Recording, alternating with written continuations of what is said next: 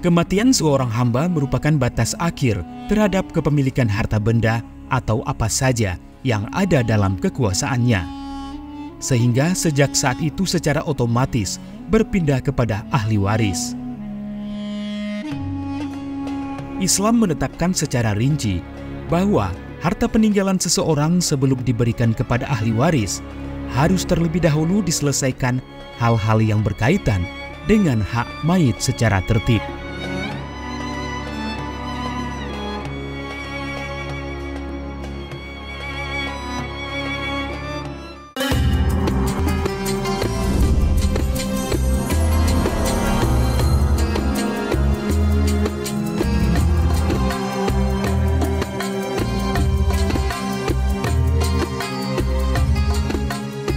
Assalamualaikum warahmatullahi wabarakatuh.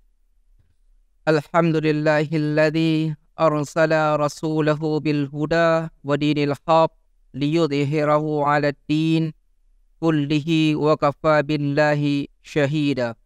Asyhadu an la ilaha illallah wa asyhadu anna Muhammadan abduhu wa rasuluh. Allahumma salli ala Sayyidina Muhammadin wa ala alihi wa ashabihi ajma'in. Para pemirsa, kali ini kita berjumpa lagi dalam kegiatan podcast Lentera Umat yang inspiratif dan mencerahkan. Podcast Lentera Umat ini adalah episode yang ke-15.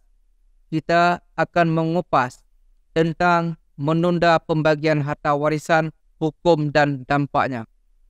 Sebagaimana kita ketahui bahwa harta adalah peninggalan almarhum atau harta warisan adalah peninggalan almarhum. Nah, siapa sajakah yang berhak menerima warisan tersebut? Bila warisan tersebut ditunda, apa yang menjadi hukum dan apa yang menjadi dampak? Di sini kami di podcast ini hadir narasumber Bapak Abu Dr. Tengku Haji Abdul Ghani Isa. Beliau adalah anggota MPU Aceh. Selamat datang di podcast Lentera Umat. Pada hari ini Abu, kita akan sedikit berbincang terhadap harta warisan. Sebenarnya Abu, apa itu warisan menurut makna? Iya. Assalamualaikum warahmatullahi wabarakatuh. Alhamdulillah. Salatu wassalamu ala rasulillah wa ala alihi wa ashabihi wa man. Alhamdulillah kita bisa bertemu kembali hari ini di podcast Lentera Umat MPU Aceh. Ya, dikatakan tadi episode ke-15 ya. Ke-15. Alhamdulillah. Mudah-mudahan terus berkah, ya, dimudahkan oleh Allah dalam segala upaya dan kegiatannya. Sesuai dengan apa disampaikan tadi bahwa kita hari ini akan berbincang-bincang membahas tema atau topik kita menunda pembagian harta warisan, bagaimana dari aspek hukum dan juga bagaimana dampaknya yang terjadi di dalam masyarakat, dan juga mungkin ada efek-efek lain ya kalau ini terjadi, mungkin sering terjadi di dalam masyarakat kita. Baik, yang pertama kita melihat dari sisi teks ya, teks literalis waris itu ada beberapa istilah di dalam hukum waris, dalam fikih mawaris itu ada apa namanya tirkah ya, ada warisan, ada pusaka, ada beberapa term di dalam baik Islam maupun dalam masyarakat. Harta warisan atau waris ini dimaknai ya, itu orang-orang harta yang ditinggalkan oleh seseorang yang sudah meninggal. Harta pusaka ini tentu akan diberikan kepada orang-orang yang berhak. Artinya ketika seseorang pewaris wafat, meninggal dunia, maka itu secara otomatis harta pusaka tirkah ini beralih kepada ahli waris yang masih hidup. Dengan kata lain, harta warisan ini terjadi berpindahnya aset harta dari si pewaris yang meninggal dunia kepada para ahli waris yang masih hidup, tentunya masih hidup di saat ahli waris ini atau pewaris ini meninggal dunia. Itu dari segi teks. Maka kalau kita lihat, ya gimana kaitan dengan menunda? Ya, nanti dengan mungkin akan ada persoalan lain akan timbul nanti bagaimana dengan dampak ketika menunda. Padahal tadi perpindahan aset harta pustaka itu sebenarnya secara langsung ketika seseorang meninggal dunia. Sedikit Abu, tadi dijelaskan bahwa harta warisan itu diberikan yang berhak. Tentunya dalam hukum, dalam fikih itu yang menerima ahli waris, bisa disebut ahli waris, itu sudah ditentukan. Jadi siapa saja Abu kira-kira yang menerima si harta yang dijelaskan dari tirkah, benda yang ditinggalkan oleh almarhum. Persoalan dan mungkin sedikit feedback, persoalan warisan ini bukan kehendak pewaris dan ahli waris, bukan takdir, bukan kehendak dia harus begini, harus begitu, tapi ini sudah ketentuan syariat, ya, sudah ketentuan Allah Subhanahu wa Ta'ala. Jadi bukan maunya pewaris dan ahli waris, tapi memang menyangkut dengan harta pusaka tirkah ini sudah menjadi ketentuan syariat Allah Subhanahu wa Ta'ala. Makanya ketentuan masalah warisan ini sudah ditentukan secara qat'i di dalam Al-Quran, ya. Jadi nggak boleh kita otak-atik menurut kehendak ahli waris, ya, tidak boleh, dan menurut kehendak pewaris ketika dia sudah meninggal dunia. Tapi sudah ditentukan oleh Allah secara qat'i di dalam Al-Quran. Kita lihat An-Nisa ayat 7, An-Nisa ayat 11, An-Nisa ayat 12, An-Nisa ayat 136. Kenapa memang Allah ini sangat detail, ya, sangat konkret menjelaskan? Tentu ada hikmah pentasri'atan. Supaya ini kan salah satunya terjadi penguasaan harta ini secara merata dan tidak terjadi konflik di antara para ahli waris. Begitu sampai Allah memikirkan hal ini, ya. Kalaulah tidak, saya kira akan terjadi saling kebencian, permusuhan, fitnah antara satu keluarga dengan keluarga yang lain, antara saudara di dalam satu keluarga. Tidak, yang sudah diatur juga oleh Allah, masih ada timbul persoalan di dalam kehidupan keluarga dan masyarakat. Ada gugat, memanipulasi, menyembunyikan, dan sebagainya. Jadi saya pulang, masalah mal waris ini bukannya otoritas yang ingin dilakukan kehendaknya oleh pewaris dan ahli waris, tapi memang dia sudah diatur oleh syariat Allah. Ya, berikan itu sesuai dengan ketentuan. Misalnya ahli waris, istri, suami, kalau meninggal suami, ahli warisnya istri, ada anak dan sebagainya, berapa dia, itu sudah ditentukan oleh Allah. Berarti bagus. Berarti kalau mempercepat mempercepat pengambilan harta tirkah Berarti tidak dibolehkan buah. Misalnya kita menunggu harta, berarti sampai dia ditakdirkan meninggal baru ambil hartanya. Sekarang kita percepat, kita bunuh dia, ambil hartanya. Boleh apa enggak? Berarti kan almarhum. Iya, iya. Jadi dalam pengertian konteks warisan untuk menerima ahli waris ni sejauh mana? Apakah boleh dibunuh dulu, ambil harta, atau menunggu takdir dulu? Begini, dalam masalah mawaris, harta warisan, dia ada rukun, dia ada azas hukum waris. Ya, yang pertama misalnya ada azas ijbari. Azas ijbari itu artinya apa? Seseorang harus bisa mendapatkan harta pusaka dari pewaris ketika pewaris itu sudah wafat, meninggal dunia.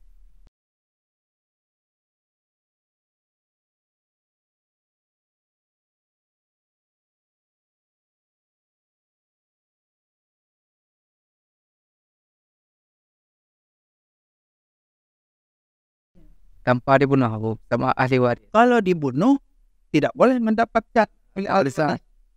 la pada lil qatil la yuras lil qatil. Tidak ada warisan bagi si pembunuh. Itu penghalang mani. Ya, berarti yang membunuh tidak mendapat apa-apa. Tidak mendapat. Anak membunuh orang tua, si anak itu terhalang karena dia membunuh. Dia mungkin berkeinginan untuk mempercepat.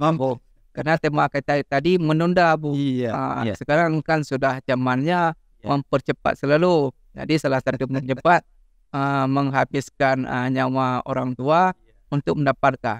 Berarti tidak dibolehkan. Tidak dibolehkan. Itu jadi mani. Halangan seseorang mendapatkan harta pusaka karena membunuh, karena beda agama, karena wala muda. Itu penghalang mani.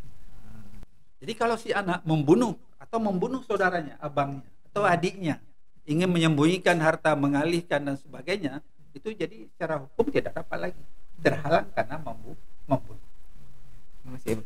Kemudian Bu, sekarang kita lihat tahun 2004 bahwa kita dilandakan tsunami, ya Bu. Bahkan anak-anak yang masih tinggal itu masih kecil lah, Bu. Tidak mendapat pendidikan. Sekarang mereka sudah besar, Bu. Dulu harta tersebut dikuasai oleh wali, sampai dengan sekarang. Cuman hasil penguasaan harta tersebut, bagi hasil itu diserahkan ke ahli waris, ya Bu. Boleh apa enggak? Wali menguasai harta anak yatim. Karena anak yatim ini masih di bawah umur, belum rus ya. Dalam Al-Quran itu belum cerdas, belum bisa memisahkan mana yang baik, mana yang tak baik. Bagaimana mengelola harta, mungkin dia nanti boros, mungkin belum diserahkan oleh wali. Boleh kan? Itu secara hukum boleh untuk menyelamatkan aset harta peninggalan orang tua dari si anak yatim ini. Tapi hasilnya dilola dan itu di bawah pengawasan wali secara amanah. Harus transparansi, akuntabel ya, dan bisa dipertanggungjawabkan. Disimpan oleh wali ini. Nanti suatu saat ketika anak ini sudah harus, sudah pandai, sudah dewasa, sudah bisa diserahkan, itu diserahkan aset itu. Itu kan bagian penundaan, apa berarti dibolehkan karena si ahli waris ini masih di bawah umur. Ini bukan penundaan, memang karena untuk kemaslahatan. Harus dijaga.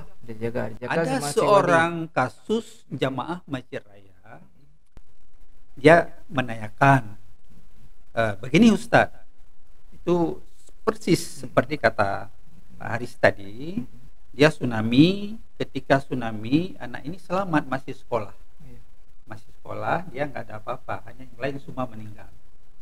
Wali ini, Ustadz, saya ada uang, nggak pernah saya ambil karena kerjanya di PT Arun katanya. Saya penghasilannya melebihi, tapi saya jaga dari aset sekian, toko satu, uang ini di bank dan sebagainya. Sekarang sekian tahun hampir 10 tahun di tangan saya, itu aset itu bertambah. Saya tidak pernah mengambil. Alhamdulillah, itu amanah yang paling baik seorang wali. Karena ini sekolah kedokteran sekarang anak sudah selesai, sudah diserahkan. Jadi aset dari 1 miliar, jadi mungkin berganda menjadi 5M. Dari sewa-sewa toko dan sebagainya, rumah dan sebagainya. Saya Ustadz tidak pernah mengambil sedikit pun dari harta anak yatim. Saya bilang, boleh wali itu, karena proses pengendalian itu boleh, tapi sekedar untuk makan. Tidak boleh lebih. Dan itu bisa dipersiapkan. Tapi kalau Bapak wali sangat amanah tidak mengambil, itu sangat bagus lagi. Kalau andai kata Abu nih, wali bagi hasil lah Bu, itu kan anak-anak masih kecil lah Bu. Iya. Menunggu dewasa kan menunggu beberapa tahun. Bilanglah sampai 10 tahun. 10 tahun lah. Berarti dia bagi hasil Abu apa yang dia kelola dari usaha harta yang didapatkan dari almarhum, bagi setengah-setengah selama dia 10 tahun. Boleh Pak? Sebenarnya dalam Al-Quran dia boleh mengambil sekedarnya untuk makan. Kalau dia memang seorang yang hidupnya sederhana. Ya boleh dibolehkan. Nanti upah Bu ya. Apa namanya, sebagai upaya menyelamatkan ya, mengendalikan ya, menjaga dan sebagainya. Itu dibolehkan. Tapi jangan melebihi persentase sehingga memperkaya diri. Itu nggak boleh. Tapi untuk menyelamatkan dia selama mengurus harta itu ya, dari apa namanya penyimpangan orang lain nanti kan bisa mengambil kan, sekedar untuk makan, tapi tidak melebihi memperkaya diri. Saya kira dibenarkan dalam agama. Ya, terima kasih Bu. Kemudian Abu selaku anggota MPU Aceh, Ya. ini kan masalah warisan masalah besar Bu. Kira-kira dari MPU tersendiri ada memberi sebuah keputusan apa tidak Abu? Ya. Apa yang diharapkan Abu untuk masyarakat? Iya. Alhamdulillah, fungsi, tugas, kewenangan dari Majelis Permusyawaratan Ulama Aceh tentu memberikan solusi hukum ya, kepada masyarakat secara umum dalam berbagai masalah, termasuklah masalah warisan ini. Makanya MPU Aceh dalam fatwa nomor 3 tahun 2023 itu sudah mengeluarkan sebuah fatwa yang bagus sekali, saya kira bisa menjadi pedoman ya kepada masyarakat dan umat Islam di Aceh. Itu tentang hukum menunda pembagian harta warisan ya. Di dalam butir fatwa hukumnya yang pertama itu seseorang boleh ya, dibolehkan, mubah hukumnya menunda harta warisan asal ada kesepakatan dari semua ahli waris. Tapi kalau misalnya si A, anak yang tunggal yang tertua, dia secara otoriter menguasai tanpa ada penjelasan, itu dilarang. Karena itu di situ ada hak orang lain kan. Makanya ketika terjadi sesuatu kezaliman, penyimpangan dan sebagainya, itu jadi haram menunda harta warisan. Karena di situ ada hak ahli waris lain. Kenapa kita harus tunda? Beberapa hari lalu juga kita menangani salah seorang ibu bertanya, dan secara langsung dia ingin menyelesaikan warisannya. Ketika kita jelaskan, suaminya sudah meninggal 10 tahun, 11 tahun yang lalu. Ada anak 3 orang, anak perempuan, dan sampai sekarang dia belum membagi harta warisan. Ketika kita menjelaskan, ibu ini merasa bersalah. Dia menyatakan, oh kalau begitu Ustadz saya bersalah. Sudah 11 tahun meninggal suami saya belum pernah menyelesaikan persoalan warisan ini. Padahal anak-anak sudah tanya, kapan warisan itu dibagi? Saya bilang, ibu tidak juga berdosa karena mungkin tidak tahu. Setelah ini tahu hukum, ibu segera menyelesaikan pembagian harta warisan itu.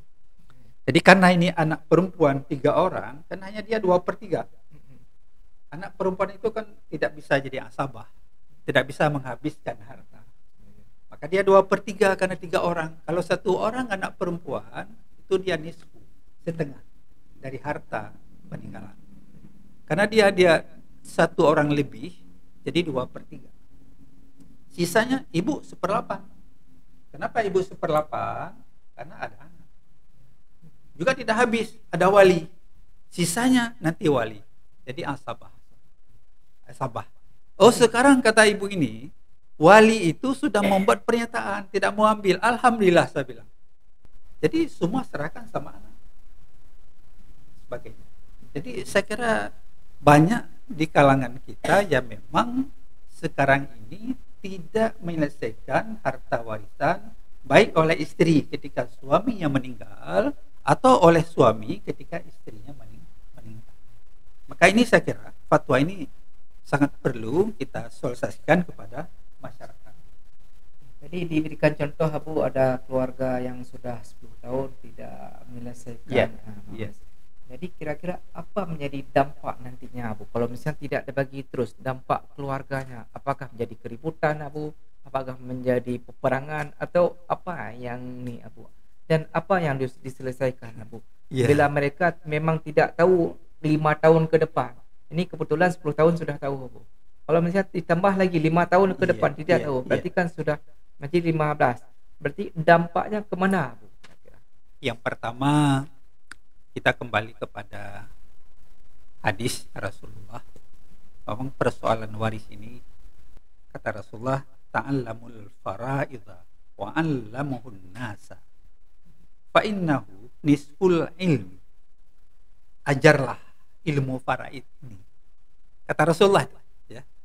Ajarkan kepada orang ilmu faraid. Ajarkan kepada manusia. Di samping kita belajar dan ajar kepada manusia.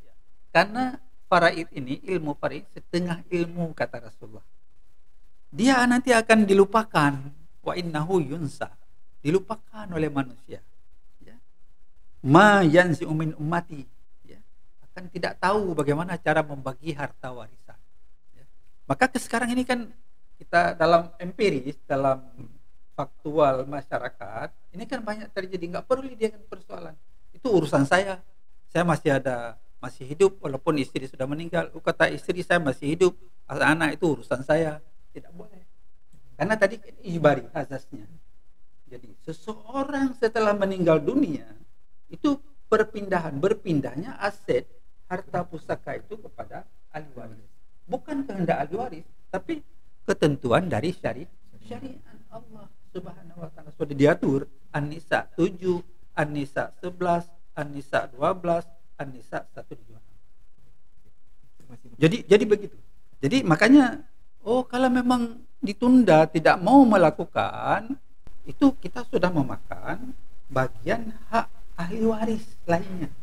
Sekarang ada harta, misalnya semua, ada toko, ada rumah, ada tanah, ada usaha lain, rumah sewa, semua pada satu tangan suami atau istri.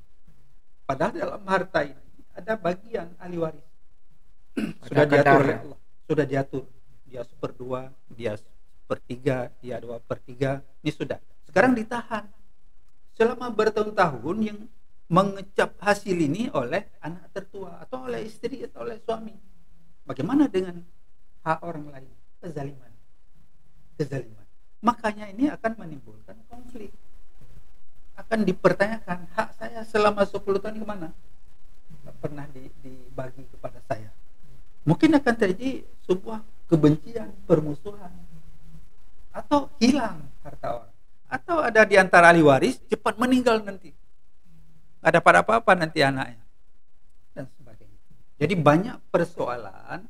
Maka Allah secara konkret, secara kati itu mendetilkan tentang kaifiat, tata cara bagaimana ketika seorang meninggal dunia, bagaimana hak ahli waris, berapa persen dia terima, itu sudah sangat jelas diberikan dalam Al-Quran. Terima kasih Abu. Kemudian satu lagi Abu, bahwa referensi ahli waris. Sekarang ketika meninggalnya seseorang dalam keluarga, berarti ditinggalkan harta. Kadang-kadang dari ahli bait, dari ahli waris enggan Abu, mau kemana dilaporkan, bagaimana cara penyelesaian Abu, sehingga bingung mereka. Ada enggak dari MPU Abu jalan keluar, kemana referensi para ahli waris yang ingin menyelesaikan harta warisannya yang tertunda? Oh, saya kira begini, biasanya dalam masyarakat, kalau dalam keluarga itu tidak paham bagaimana tata cara pembagian harta warisan, biasanya keluarga atau suami atau istri atau anak yang tertua itu meminta petunjuk dari para ahli ulama yang paham tentang tata cara pembagian harta warisan. Ya, ada imam di kampung, atau kalau juga tidak, imam itu akan bertanya kepada yang lebih ahli. Fas'al ila ahli dzikri in kuntum la ta'lamun. Tanya kepada yang ahli. Kita sini ada lembaga di tingkat kabupaten ya, sampai provinsi, ada majelis perurusan ulama Aceh. Itu kan bisa referensi untuk bagaimana menanyakan tata cara pembagian harta warisan, sehingga tidak secara terus-menerus membuat sebuah kezaliman di dalam sebuah keluarga. Ya, kita harapkan ya kalau memang banyak sekarang, kalau tidak selesai sampai ke pengadilan, ke mahkamah, ya, nggak setuju dia dan sebagainya, sampai ke mahkamah syariah untuk penyelesaian tentang sengketa harta warisannya. Cuma kalau kita sarankan jangan sampailah kepada pengadilan, tapi bisa diselesaikan secara kekeluargaan. Jadi secara kekeluargaan itu boleh. Ada yang bagi sama, kata anak laki, saya bagi aja sama. Ya.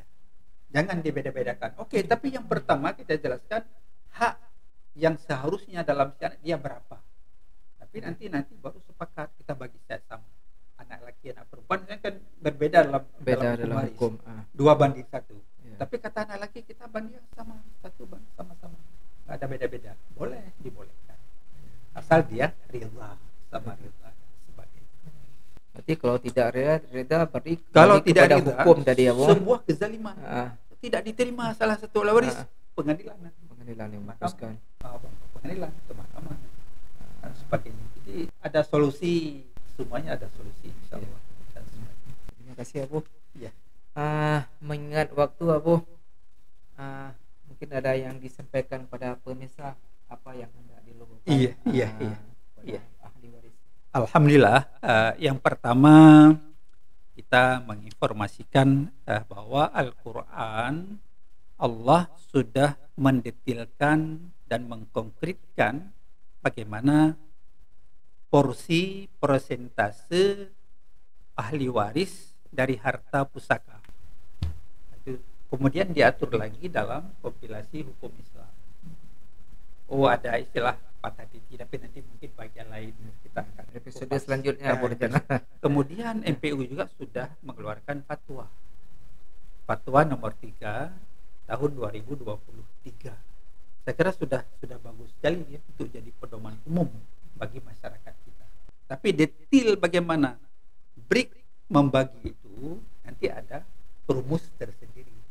Ada istilahnya muqaddarah, ketentuan yang sudah diatur 1/3, 1/2, 1/6, 2/3, 1/4, 1/8 itu sudah diatur di dalam syariat Islam.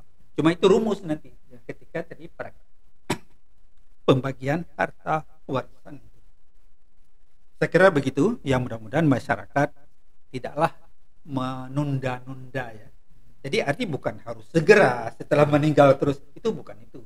Tapi biasanya di kampung kan setelah sampai hari 40, ada 100, baru keluarga duduk membahas. Setelah harta itu dikeluarkan, tajus main, kalau ada hutang, kalau ada wasiat, zakatnya, baru nanti dibagi harta warisan. Saya kira begitu, mudah-mudahan. Baik, Abu, terima kasih atas pemberian informasi kepada acara hari ini, dan juga apa yang kita sampaikan pada acara podcast menjadi ilmu untuk kita semua. Para pemirsa Lentaran TV yang kami muliakan, demikianlah acara kita pada hari ini. Sebelum saya tutup, saya ingin sedikit menyampaikan pesan. Harta merupakan titipan Allah. Warisan adalah titipan almarhum. Titipan almarhum jangan terhenti di tangan kita, karena masih ada kebutuhan saudara kita. Demikian kami akhiri. Wabillahi taufiq wa hidayah. Assalamualaikum warahmatullahi wabarakatuh. Abu, ini ada Ya. sedikit minuman dari Mon Drink Ya. dengan Bismillah kami persilakan Abu.